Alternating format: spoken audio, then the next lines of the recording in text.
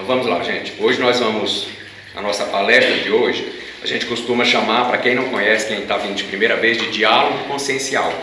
Porque é um diálogo que você vai travar consigo mesmo, com sua própria consciência, com seus pensamentos. Então eu vou estar aqui, obviamente, falando, e os mentores de vocês vão estar intuindo, o anjo de guarda, orientando. Então é por isso que é interessante. Às vezes uma frase que eu faço, cada um aplica numa área diferente da vida e de uma forma diferente. Aí tem o quê? O seu anjo de guarda, o seu mentor. Então quem está fazendo um papel maior, quem são os seus guias, os seus mentores que estão aí com vocês. A gente vai falar de uma coisa que nem está em voga. Acho que quase ninguém ouve falar, que é ansiedade. Acho que ninguém sente isso, ninguém tem. O que é ansiedade, né? Bobagem, né? Mas é uma coisa que é tão importante que está sendo estudada no mundo inteiro. De tão sério que está a questão da ansiedade. E obviamente nós, como bons espíritas, como bons umbandistas, né, como bons espiritualistas, nós entendemos que a raiz da ansiedade, obviamente, não está no corpo físico, está na alma. E aí que é o grande impasse da ciência. Por que muitas respostas a ciência não consegue trazer a cura? Porque ela só vai até na parte física. E a ansiedade, ela vem da alma, ela vem da mente, ela vem do corpo emocional. Então, por isso a gente vai trazer algumas ideias e, obviamente, respostas prontas, nem receitas prontas, a gente não tem como dar, né? Obviamente, a gente tem que buscar os tratamentos, fitoterápicos de preferência, homeopáticos de preferência, mas também alopáticos, né? Terapeutas, psicanalistas, psicólogos, a gente tem que buscar auxílio, né? Quem está entrando nessa faixa de ansiedade e não está dando conta de controlar, nada mais justo de pedir auxílio. Mas também não podemos esquecer do lado espiritual, gente, porque a ciência não cuida, infelizmente ainda a ciência não cuida da nossa alma, do nosso espírito. Mas vamos lá, o que é ansiedade? Como que ela surge? Como é que a gente começa a ficar ansioso? De onde que ela surge? De onde que vem essa ansiedade? Será que tem solução para a ansiedade? Então a gente precisa, primeiro, buscar compreender como é que é a dinâmica da ansiedade, como é que ela começa, qual é o gatilho dela, como é que aquilo vai me dominando e daqui a pouco eu perco o controle dos meus pensamentos, dos meus sentimentos e aí eu me entrego. Então como é que dá essa dinâmica da ansiedade? Porque ela tem um começo e ela precisa da nossa participação para ela poder continuar, porque senão ela morreria ali mesmo. Então a gente precisa entender essa dinâmica da ansiedade para a gente poder agir cada vez com mais serenidade. Como é que eu vou agir diante de alguma coisa que eu não sei o que é, que eu não sei como que começa, e eu nunca pensei sobre isso, eu não entendo direito o que é ansiedade, e eu não sei qual é o mecanismo dela para eu poder criar os meus mecanismos para poder que ela não aconteça, que a ansiedade não venha. Porque ela tem os mecanismos dela de acontecer, mas eu tenho os meus para lidar com ela. Então é preciso. Primeira dica desse nosso diálogo consciencial: nós precisamos desenvolver mecanismos. Assim quando a gente vai fazer um treino físico, assim quando a gente vai fazer uma prova, assim quando a gente vai passar por um treinamento num novo emprego. Gente, não tem todo um treinamento para você saber o que fazer, como fazer, quando fazer? Com a ansiedade é a mesma coisa, a gente precisa saber. Porque se ela pegar a gente na surpresa, no supetão, no susto, ela engole a gente. Agora, quando ela começa, eu sei o que eu preciso fazer, como eu tenho que agir, respiração, pensamento, foco, aí a gente vai controlando, a gente vai dominando, a gente vai passando a ser o controlador, o dominador dessa situação. A ansiedade tem feito tanto mal à humanidade que existem pesquisas profundas em todo o mundo para tentar desvendar, aliviar, dominar e até livrar-nos dela. É aí onde a ciência se esbarra por ignorar a base da existência humana, que é a alma. Geralmente, como é que a ciência está cuidando? Antidepressivos, ansiolíticos, né? Enfim, só remédios alopáticos. E o que é interessante? São importantes? Gente, importantíssimo. Se eu fui no médico, o médico me receitou, eu tenho que tomar, eu tenho que seguir direitinho. Mas o que algumas pessoas falam nessas pesquisas, algumas pesquisas que a gente andou fazendo? Que, na verdade, os remédios não tiram a ansiedade. Os remédios tiram a vontade de viver, a vontade de lutar, a vontade de reagir. Então deixa a pessoa em tal nível de torpor que ela nem reage a nada, nem a ansiedade. E aí vai dificultando trabalhar, vai dificultando dirigir, vai dificultando fazer as outras coisas do dia a dia, né? Mas é importante, porque faz parte do tratamento. O que está faltando é a gente conciliar o lado espiritual, o lado da alma, o lado emocional. Mas obviamente a gente sabe, tem muitas terapias já trabalhando nessa parte aí. E aí a gente vai falar, então, tentar entender um pouquinho dessa diferença da cura real, quando a gente olha para a alma da pessoa, ou então de um processo de trabalhar nos efeitos da ansiedade, mas não curar propriamente a ansiedade, que a gente vai olhar só o corpo físico da pessoa. E aí a gente só dá o remédio físico, ou então a gente só procura o remédio físico. Né? Então a gente precisa buscar remédios espirituais aí. Ansiedade tem a ver com apertar, sufocar, algo estreito, difícil de passar, doloroso, que causa agonia e que causa desespero. Vocês concordam comigo que a gente pode associar ansiedade com falta de ar? Essa questão do ritmo da respiração é difícil. Eu puxo o ar e parece que ele não vem. Ansiedade tem disso, né?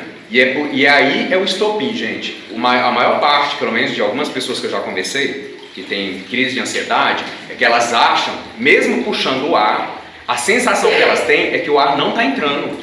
E aí começa a se desesperar. Né? O ar está entrando, mas você vê a mente, gente. Aí é o poder da nossa mente. Por isso que a gente tem que usar a nossa mente a nosso favor. E aí o que tem a ver essa falta de ar? Quando a gente fala de ar, gente, o ar é a base da vida, não é? O nosso respirar. Quando a gente está tranquilo, a gente respira calmo. Quando a gente não está tão tranquilo assim, a respiração já fica mais difícil, já fica mais afobada. Né? Então tem a ver com essa questão da tranquilidade. E aí eu queria fazer uma conexão também, porque geralmente as pessoas que têm, principalmente as crises de ansiedade, elas não estão entendendo o próprio propósito da vida. Algo não está fazendo sentido, algo está perdendo sentido. Então assim, o que eu preciso para respirar, ou seja, para a minha vida, manter vida na minha vida, vamos dizer assim, no meu dia a dia, parece que vem, mas eu não sinto. Vem, mas eu não sinto. Fazendo uma comparação. Dizem que a maior parte do nosso sofrimento não é sobre o que está acontecendo, mas sobre o que pode ou não acontecer. Gente, isso aí é um dos gatilhos da ansiedade. É muito interessante a gente analisar que assim, quando a gente começa com alguma ansiedade, quando alguém tem uma crise de ansiedade, se a gente parar para analisar, o que a pessoa está com medo não está acontecendo em nível de realidade. É a mente. Então, por exemplo, estou com medo de perder meu emprego. Eu ainda não perdi, não aconteceu. Mas aí eu começo a pensar, começo a ir para o lado do medo, aquele negócio começa a me dar uma falta de ar, entende? Eu projeto uma coisa que ainda não aconteceu. E ali eu vou vivendo aquilo ali, porque outra coisa que os espíritos nos ensinam, a verdadeira vida, ela é tão mental, gente, que a gente vive mais na mente do que propriamente na realidade. É exatamente o processo da ansiedade. A pessoa que entra numa crise de ansiedade, ao lado dela está tudo bem. Você chega do lado de uma pessoa, já até dei esse exemplo aqui em outras palestras, né? Quando a pessoa entra numa crise de ansiedade, você fala com ela te atravessa no olhar, você já percebeu? Ela não te vê. Você está falando, calma, está tudo bem, a pessoa não consegue enxergar, ela não consegue sentir que está tudo bem, porque ela está vivendo um processo mental. Né? Ela pode estar deitada numa rede, ela pode estar deitada no quarto dela, na segurança da casa dela, com a família dela, abraçada por todo mundo. Mas na mente dela, ela não entra em conexão com o que está realmente acontecendo lá de fora. Então ela cria um mundo, vamos dizer assim, ilusório, entre aspas, que é muito difícil de viver. E aí ela não consegue mais se colocar no aqui e agora, dentro do que realmente está acontecendo ao redor dela. Então ela começa a projetar muita coisa para o futuro. Então, outra sugestão, outra dica que a gente já dá, para a gente começar a trabalhar a ansiedade, viver o aqui e agora. E a gente vai falar muito desse negócio da expectativa, de estar criando coisas que ainda não aconteceu. Pode até acontecer, mas a gente já começa a sofrer por antecedência e o caminho é o pior possível. Porque a gente não para pensar na solução. A gente para antecipar o problema que ainda nem aconteceu e talvez não aconteça. E a gente poderia até trabalhar para ele não acontecer. O que precisamos entender? Aí a gente vai falar do aspecto do medo, porque o medo está muito conectado com a nossa ansiedade do dia a dia. A gente precisa entender que o medo, gente, ele é extremamente importante. O que faz nos manter vivos, até um animal, um bichinho que mantém ele vivo, é o medo. Né? É uma coisa que dói, uma coisa que machuca, então ele vai se afastar daqui para o quê? Para manter a vida. a vida dele. A primeira lei, que é a lei da autopreservação da vida, que é a primeira lei, é a lei mais importante para cada um de nós e todos os seres que já começam a pensar e a sentir, para nós humanos principalmente, é exatamente a lei da autopreservação, porque com a vida eu evoluo e eu realizo todas as outras leis. Se eu não tiver vida, acabou. Acabou minha missão. Então a gente precisa entender que o medo, ele é importantíssimo. Gente, não reneguem o medo. A gente precisa aprender a lidar com o medo. A gente precisa dominar, vamos dizer assim, domar esse medo. A gente vai falar também um pouco disso ao longo aqui. O medo que paralisa, ele é perigoso. Ele é perigoso, sabe por quê? O medo que paralisa é aquele medo que faz com que a gente não reconheça o nosso poder de mudar, o nosso poder de melhorar, o nosso poder de nos curar e o nosso poder de nos movimentar, de atuar o que precisa ser atuado. Então paralisa. Já o medo que pede prudência, esse é importantíssimo. Então tem uma frase que fala o seguinte: mais do que uma placa de pare, o medo seria melhor simbolizado por uma placa de atenção. Redobre os seus cuidados e só isso. Então vamos imaginar um sinal. A luz verde passa direto. Passa direto. A luz vermelha pare imediatamente. A luz amarela, atenção. O medo tem que ser essa luzinha amarela. Nem manda você ir direto e nem manda você parar e ficar parado. Ele fala atenção. Atenção. Prudência, cautela, analise, pense, dê um passinho para trás, respire. Então a gente tem que aprender a utilizar o medo dessa forma. Então o medo tem que ser uma vozinha que não está na nossa frente e não está do lado, está atrás. Às vezes empurrando, vai, porque você precisa suplantar, e ao mesmo tempo falando, cuidado, prudência, vamos, mas vamos devagar. Então a gente precisa entender essa diferença. E aí eu trouxe aqui um exemplo, quando eu estava escrevendo me veio à mente, que vocês já devem ter ouvido assim, que quando a gente encontra um urso na natureza, obviamente aqui no Brasil nós não vamos encontrar, só no zoológico, e ele não vai estar solto, né, se Deus quiser. Mas para quem anda em outros países que tem ursos, eu ia falar índio, ó, que tem urso solto, tem algumas dicas de como lidar quando você se depara com um urso numa caminhada. E é interessante, né, gente, porque tem bicho que você tem que correr, mas tem bicho que você não pode correr, e o urso é um deles, você não pode correr. E aí eu peguei e fiz uma comparação. Então o que eu queria que vocês fizessem? É uma brincadeira, mas vamos aqui trazer uma didática, né, um pouco lúdico, mas vocês vão entender o sentido que eu quero trazer, que é a moral da mensagem, né? Então o exemplo vai ser do urso versus os gatilhos da ansiedade. Então nós vamos comparar que esse urso é o que dispara a minha ansiedade. Cada um vai ter também que investigar e verificar no dia a dia qual é o gatilho que está fazendo essa minha ansiedade começar e eu perder o controle. Então vamos supor que esse gatilho é esse urso. Primeira dica, essas dicas aqui que eu peguei, gente, são dadas por especialistas, né, que trabalham aí, os guardas florestais e tudo mais. Primeira coisa, observe que tudo começa na mente. Tudo começa na sua mente. Ou seja, como é que você vai reagir a esse urso? Como é que você vai reagir a esse gatilho, a esse problema que te traz ansiedade? Tudo começa no pensamento, gente. Então comparem aí a mente de alguém que controla a ansiedade com a mente de alguém que não controla a ansiedade. Qual é a diferença, gente? O controle. Os pensamentos. Uma pessoa que se depara com um urso, mas consegue controlar, ela sente medo? Ela sente medo.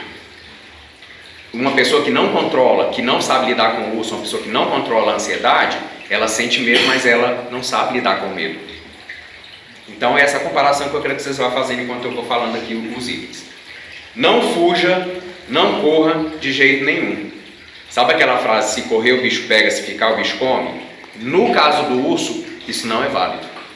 Se correr o bicho pega, mas se ficar, o bicho não come. No caso do urso, os especialistas falam que é assim. Entende? Então vamos lá. Na hora que eu me deparo com um gatilho de ansiedade, com um problema, ou com esse urso, eu vou parar e usar a minha mente ao meu favor, vou respirar. Eu não vou correr e nem vou ir para cima. Eu vou parar e vou pensar assim, o que eu preciso fazer? Aí é que a gente precisa desenvolver uma rotina, um esquema, algumas táticas de como lidar com a nossa ansiedade e de como lidar com esse urso. Então não fuja, não corra de jeito nenhum. Segundo, a única solução é tentar manter a calma, pensar no que é real e no que é irreal. Alguns especialistas que cuidam da ansiedade, alguns terapeutas, eles falam muito assim, eles dão uma dica para a gente olhar para uma coisa que está perto.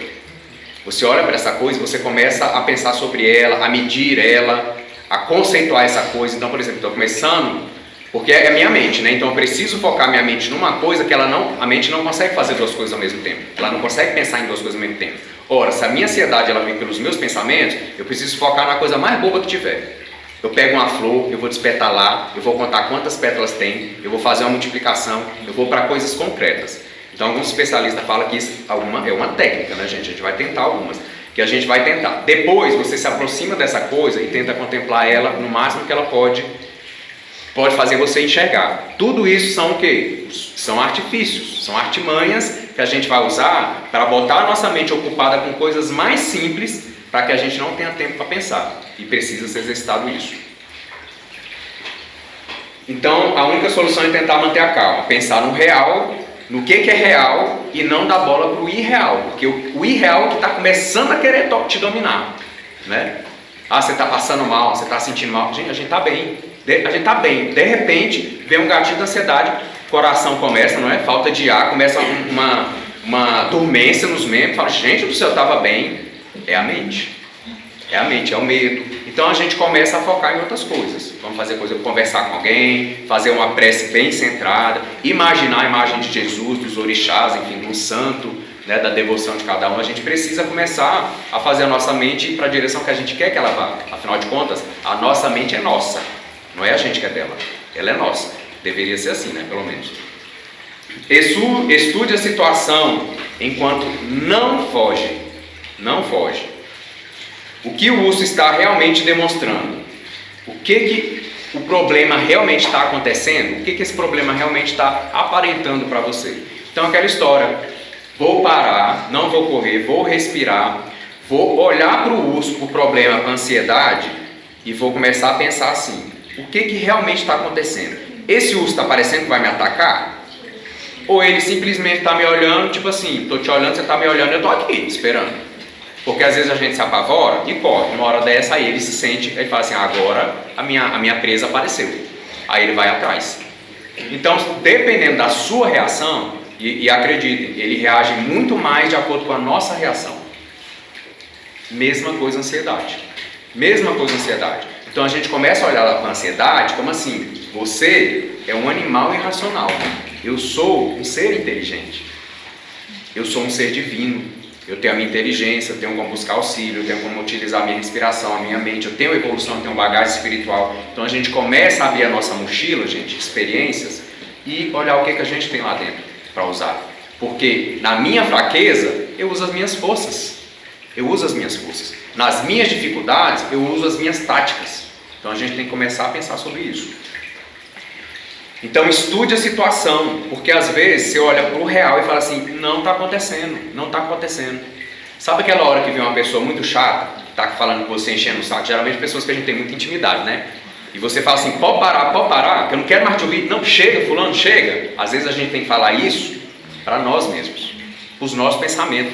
Sabe quando vem aquele pensamento chato? Tipo assim, as coisas no meu trabalho não estão bem, vou ser demitido. Aí, vou ser demitido. Aí daqui a pouco, vou ser demitido. Então o relacionamento não está indo muito bem. Ele vai terminar comigo. Aí a gente fica, vai terminar comigo. Vou fazer uma prova, não vou passar. Gente, aí fica. Tem uma hora que a gente fala assim, chega. E você fala para você mesmo, isso para a sua mente. Do mesmo jeito que a gente fala com uma pessoa chata, que está enchendo a nossa paciência, às vezes a gente é esse chato. Às vezes a nossa mente é essa chata. E a gente fala simplesmente, chega. Sangue de Jesus é mais, né? Como alguns irmãos falam. Sangue de Jesus tem poder. Meu filho, não quero mais ouvir isso. Não vou mais pensar nisso. E aí a gente vai dar um outro direcionamento, um outro pensamento. Às vezes, quando a gente não está ali pronto para lidar com a situação, a gente não tem que lidar. A gente tem só que se afastar. Falar assim, chega, ponto. Aqui quem manda sou eu. Aqui entra o que eu quiser. Gente, vai dançar, ouvir uma música, vai agradecer, chama alguém que você ama para fazer um passeio, um lanche. Então a gente vai usando estratégias, que a gente não pode É olhar para a ansiedade, para o problema e falar assim: me consuma, sou todo seu, sou todo sua. É isso que a gente não pode fazer. E a gente tem que começar a movimentar para esses músculos mentais, esses músculos emocionais, começar a ganhar força e a gente sobrepujar essa ansiedade ou esse problema, porque ele não é real. Ele não é, quando eu falo não é real, gente, não é ignorando o que uma pessoa que está na crise de ansiedade sente, não. É exatamente para dar força mesmo. Você é muito mais real do que esse problema, você é muito real do que essa ansiedade, né? Porque também não veio do nada, não veio do nada. A gente tem que entender esse processo, é a dinâmica da ansiedade. Então estude a situação enquanto não foge, não se abaixe nem agache, mas também não vá para cima. Eles falam, os especialistas, que se você encontrar um urso, você não pode abaixar, não pode agachar. Você fica ereto, olhando para o urso, e se ele vir na sua direção, mesmo assim, de forma não ameaçadora ainda, se ele vier, aí eles falam para você abrir seus braços e subir o máximo que você pode, e se mostrar maior do que ele. Vamos trazer isso para o problema? A gente tem que aprender a fazer isso. Os nossos problemas diários, tá? Não se abaixar para eles, não se ajoelhar e falar assim: você é o meu Senhor, você manda no meu sentimento, no meu pensamento, nas minhas emoções. Não. E aí, quando a gente sentir que ele está chegando perto demais, a gente cresce e se torna maior do que ele. Você já deve ter ouvido um ditado que fala bem o seguinte: vamos parar de falar para Deus quão grande é os nossos problemas. Vamos começar a falar para os nossos problemas quão grande é o nosso Deus. É bem essa relação, traz um pouco desse aspecto da espiritualidade, da nossa compreensão, na força de Deus. Deus? Não, Deus. O Deus que está aqui, a minha centelha divina, né? Então a gente tem que trazer esse Deus para dentro. Fica mais fácil da gente lidar com essas questões. Se o urso ou o problema vier para cima, você cresce mais do que ele. E aí você ataca no melhor sentido que essa palavra pode dizer. Então a gente tem que entender, obviamente eu fiz só uma dinâmica para a gente poder dinamizar um pouquinho aqui e lembrar dessa história também no dia a dia. A causa da ansiedade tem a ver com a nossa inabilidade de lidar psicologicamente com a menor sensação de medo, com a menor sensação de problema, com a menor sensação de perda. E como é que eu faço para me habilitar se não exercitando? Tem uma senhora, uma grande iniciada norte-americana, quem puder procurar depois, o nome dela é Gangadhi, o nome espiritual dela é Gangadhi. Ela é uma mulher assim maravilhosa, magnífica, traz muito conhecimento, muita sabedoria. E eu fazendo aqui também, eu lembrei que eu vi esse vídeo dela há acho que uns 4, 5 anos atrás. Tem no YouTube, eu acho que já tem legendado, ela é americana. E aí ela faz um trabalho muito interessante, que ela se tornou tipo uma guru nos Estados Unidos e pelo mundo, né? E o trabalho dela é muito simples, que ela faz o seguinte: ela tem uma plateia, não vou dizer plateia, né? Enfim, tem as pessoas ali que acompanham o trabalho dela, e ela chama algumas pessoas, né? Eles devem fazer algum sorteio, pessoas que estão com problemas muito sérios, de ansiedade, de medo, de falta de sentido na vida, e ela põe um sofazinho para ela e um sofá para a pessoa. E eles simplesmente começam a conversar e a falar sobre a dificuldade da pessoa. E assim, a forma como ela coloca, gente, é muito divina. Porque a pessoa chega desesperada e a pessoa sai, assim, numa alegria comedida, equilibrada, sabe? Não é aquela, assim, alvoroçada, aquela coisa que está mais fora que dentro. Então, é um sentido de paz, tranquilidade, com serenidade. E as perguntas que ela faz, eu lembrando, obviamente, são coisas básicas. Ela pergunta mais ou menos para a pessoa: tá, você tem medo de quê? Eu tô com medo, tô no relacionamento, tá difícil, eu tô com muito medo de perder o relacionamento. Tá. Você já tá vivendo esse medo? Aí a pessoa fala assim: tá muito difícil, eu não consigo dormir, eu não consigo comer. Você já perdeu o relacionamento? Aí a pessoa: não perdi. Tá. Então você entendeu que você está fazendo o seu relacionamento acabar, e ela vai construindo um pensamento que, por que eu estou falando isso? É isso que a gente deve começar a fazer em relação à nossa ansiedade. A gente tem que começar a desvelar, porque existe uma máscara de verdade, uma máscara de lógica, que ela não sustenta quando a gente projeta a nossa razão, sabe? Gente, por que isso? Por que eu estou sentindo isso? Aí, por exemplo, você deu uma crise de ansiedade, né? Na hora que deu uma crise de ansiedade, eu duvido que quem passou por uma crise de ansiedade não falou bem assim, estou morrendo. Estou morrendo, eu estou desencarnando. Aí a pessoa fala, você não está morrendo. Você fala, estou morrendo, me leva para o hospital, me leva para o médico, eu estou morrendo. É o que a pessoa sente. Aí a pessoa passa pela crise da ansiedade, né? Aí a pessoa para e começa a analisar, caramba, aquela certeza que eu tinha que estava morrendo, olha eu aqui vivi. Aí eu vou para a segunda crise de ansiedade. O que eu penso de novo? Estou morrendo. Gente, é muito forte isso. Mas por que eu estou falando isso? Para trazer essa questão da necessidade da projeção da nossa consciência. O que é a nossa consciência? A gente é uma grande lupa que traz a verdade sobre uma situação.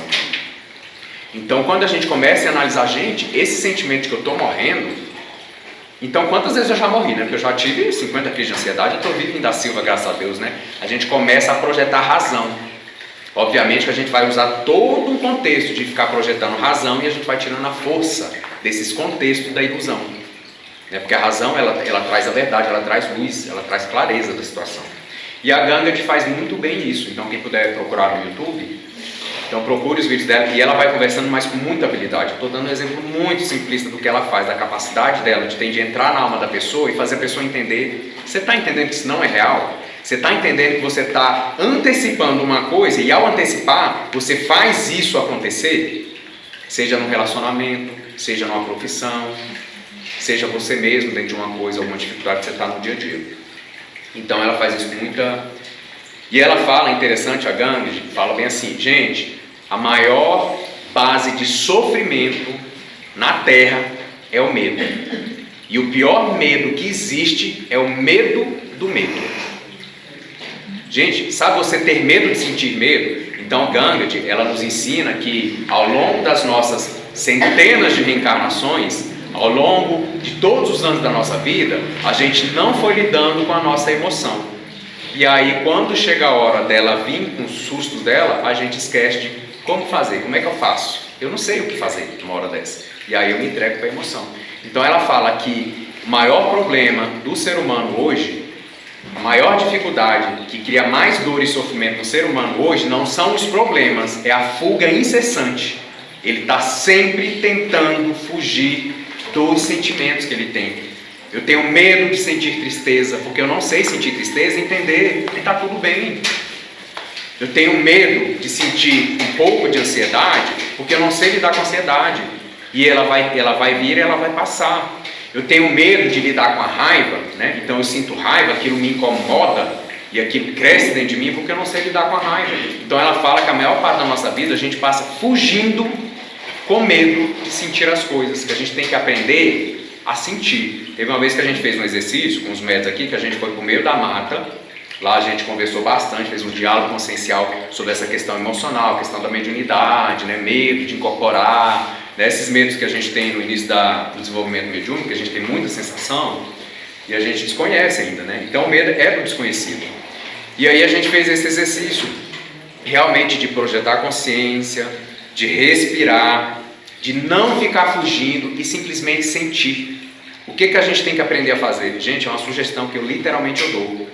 Eu estou começando a sentir tristeza, eu vou sentar e eu vou falar assim, eu vou sentir essa tristeza.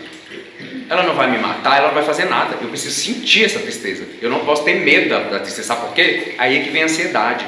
Eu começo a sentir a tristeza, eu já começo a ficar ansioso, com medo de sentir a tristeza, como se fosse o fim do mundo. Não, eu vou sentir a tristeza. Põe uma cadeirinha, senta na cama, sente a tristeza, chora. Aí vai começar a projetar a luz nesse processo. Tá, por que eu estou triste? Tem razão? Veio do nada? Porque se veio do nada vai ter que ir embora do nada. Agora, se tem um porquê, deixa eu ver o porquê. E aí eu vou tentar entender. Eu vou começar a fazer essa investigação. Vai chegar uma hora que eu estou ali, chorei, não estou conseguindo entender o problema, a tristeza, sabe o que eu faço? É aquele grito de salvação que a gente dá. Chega, chega, chega. Se eu não conseguir entender agora, também não vou ficar chorando um dia, 2 dias, 3 dias. Aí a gente levanta, é que nem um cachorro, sabe quando você jogar um balde de água fria no cachorro e ele sacode? Às vezes a gente tem que fazer do mesmo jeito. Não, gente, problemas sem solução solucionados já estão. Se eu sei a solução, eu vou agir. Se eu não sei, eu vou sacudir, vou falar chega, e eu não vou me embrenhar nesse mar de sofrimento, de dor, que eu não estou nem sabendo, entendendo o que é.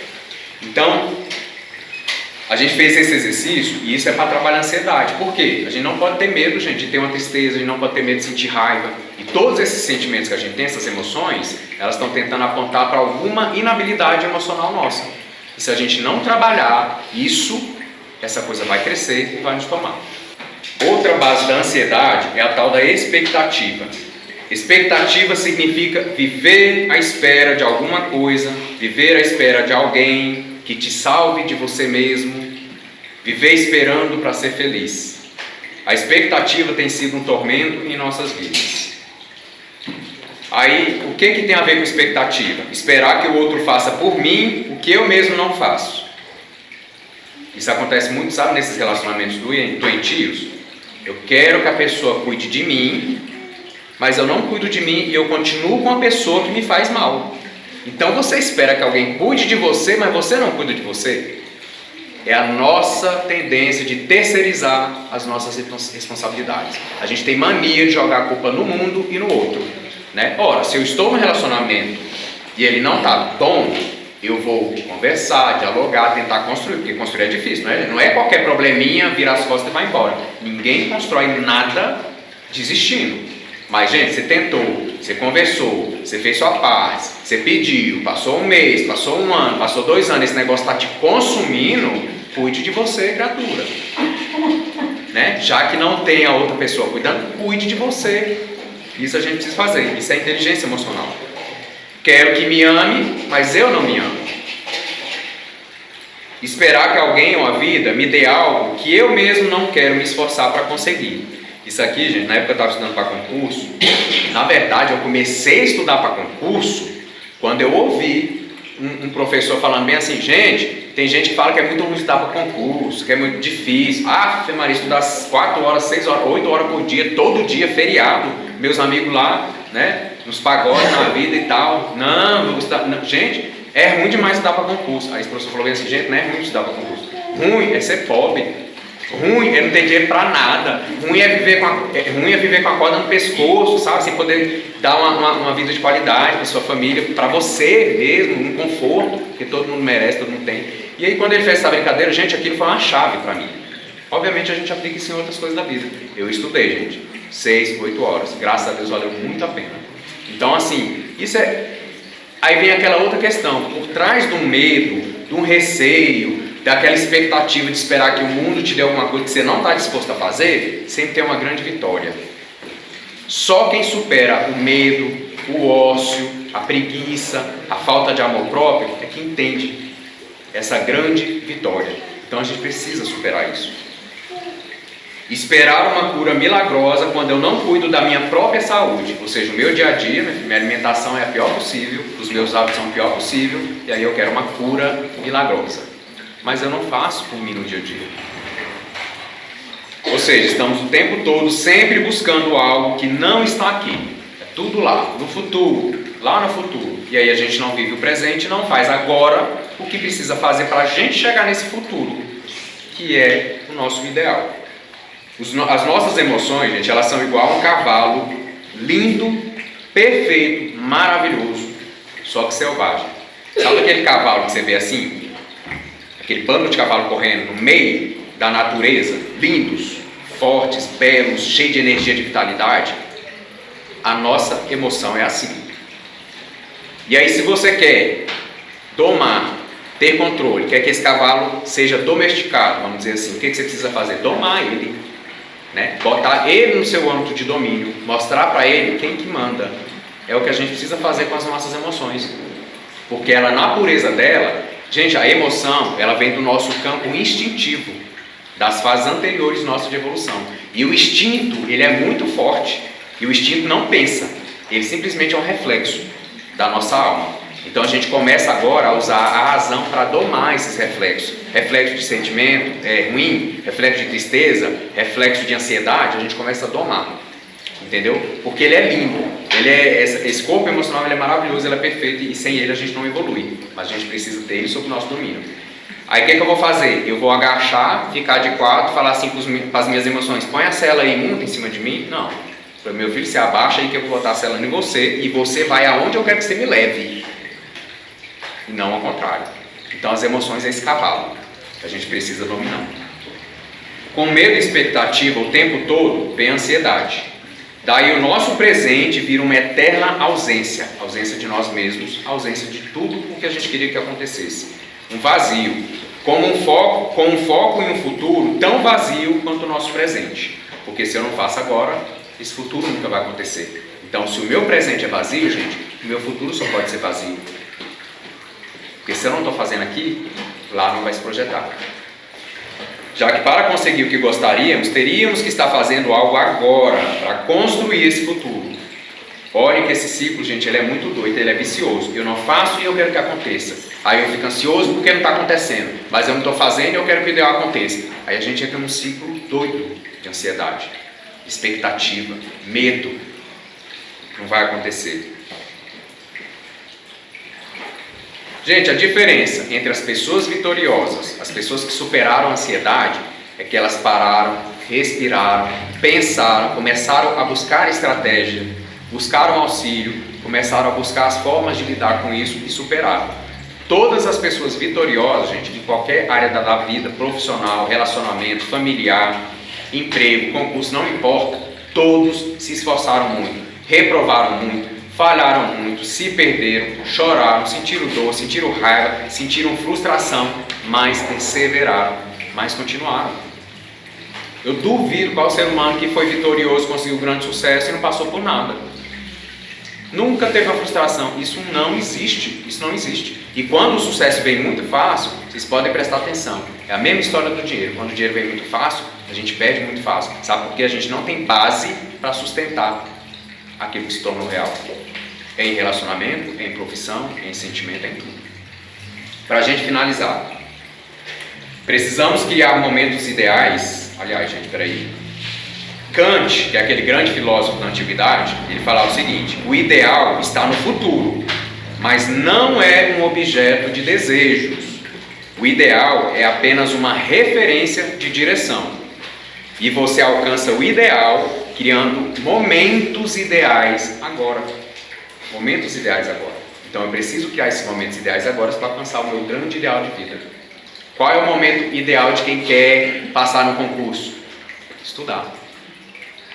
Qual é o momento ideal de quem quer um relacionamento amoroso de verdade, encontrar uma gêmea? Construir um relacionamento.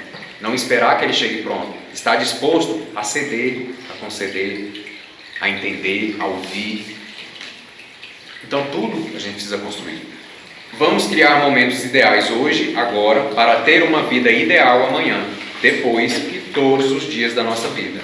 Eu preciso estar feliz agora, dando valor no que eu tenho agora, para continuar recebendo mais, criando mais coisas boas e continuar dando valor. Aquilo que a gente falou na palestra anterior. Quem não consegue agradecer o que tem hoje, nunca vai agradecer aquilo que fala que é o ideal. Sabe por quê? Quando esse ideal chegar no hoje, ele vai olhar e falar assim: cansei, quero outra coisa. Aí não agradece, não dá valor. E quando a gente não sente a gratidão pelas nossas vitórias, pelo que a gente está recebendo, porque tudo foi com esforço, foi com merecimento, a gente quebra o fluxo da prosperidade. Se eu não entendo que o que eu tenho, eu já tenho que ser grato pelo que eu tenho, que esses são os meus degraus de evolução, então eu nunca vou alcançar lá. Mesmo se eu alcançasse, eu não valorizaria e eu perderia do mesmo jeito. Gente, vamos criar momentos ideais.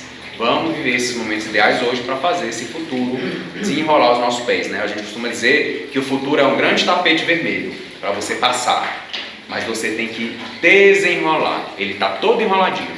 Você vai desenrolando e vai passando e vai andando. O nosso futuro é assim: se a gente não desenrolar, a gente não tem como caminhar sobre ele. Ele passa a ser uma ilusão, uma mera abstração da nossa mente, ok? Então, gente, isso aí é um pouquinho do que eu queria falar sobre ansiedade. A gente precisa buscar mecanismo, respirar, projetar luz, razão, buscar auxílio e não se esqueçam, auxílio espiritual. Porque a ansiedade, o foco da ansiedade está na alma. E, infelizmente, os remédios alopáticos, a medicina terrena ainda não trabalham em nível de alma. Mas a medicina homeopática, a medicina alternativa, a fitoterápica e os nossos guias, mentores espirituais, eles trabalham em nível de alma. Então, ajuda muito. Vamos tratar os dois lados que a gente vai melhor no nosso dia a dia.